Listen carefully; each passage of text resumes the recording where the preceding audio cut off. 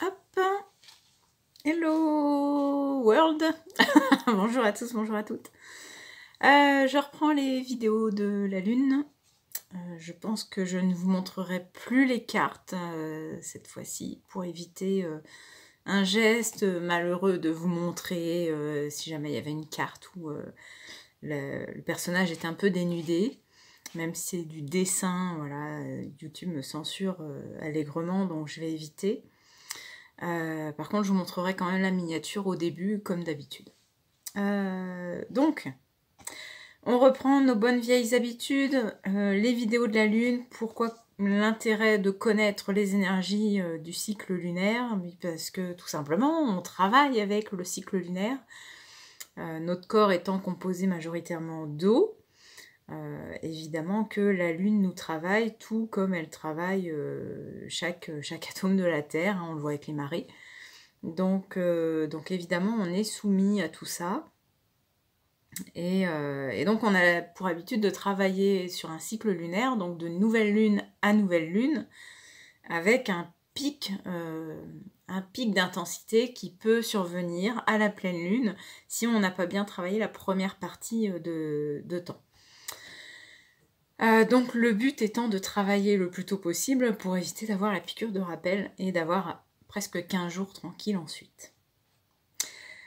Cette lune-ci, enfin ce cycle lunaire-ci, je le sens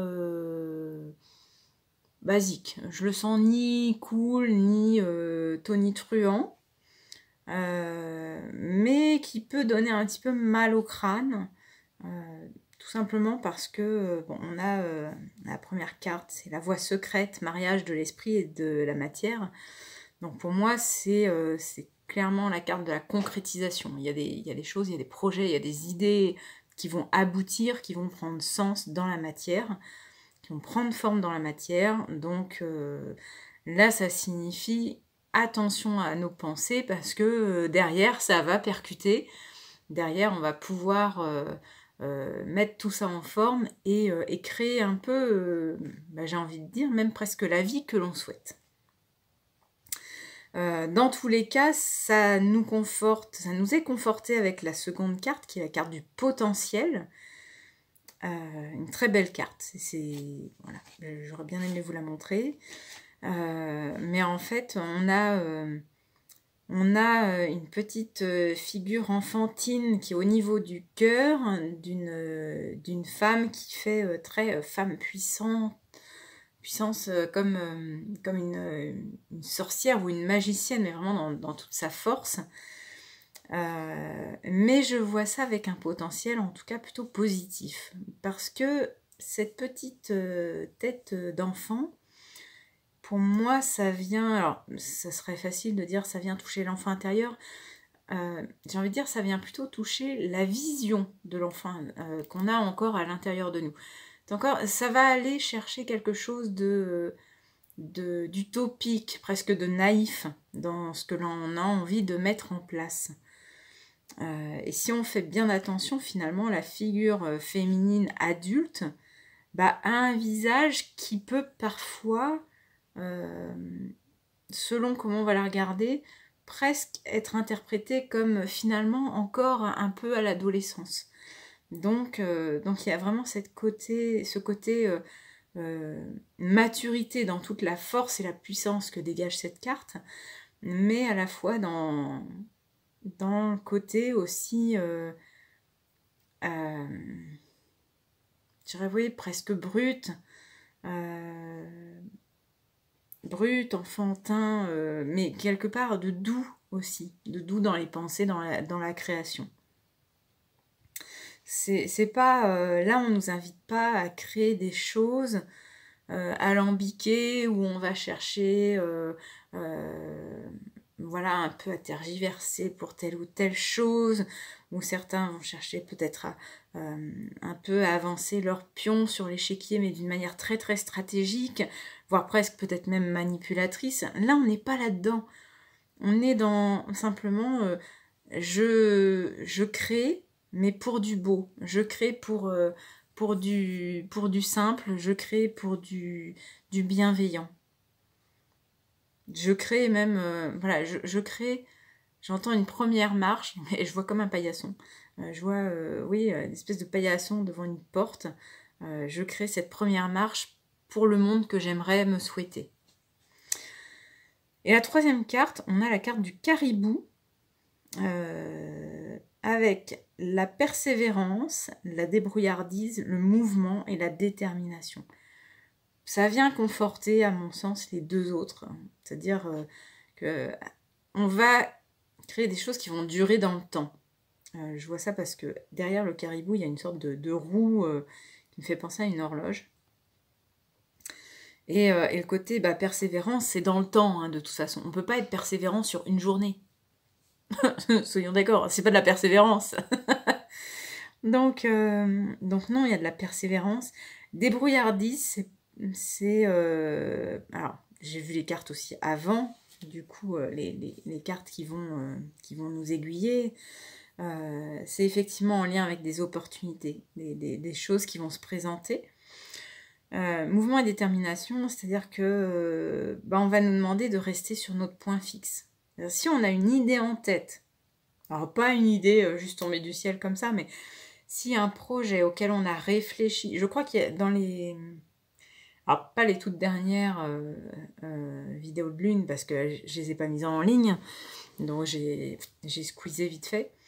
Mais dans celle d'avant, je crois qu'il y avait beaucoup le fait de commencer à réfléchir, d'anticiper sur des projets, donc beaucoup de la réflexion.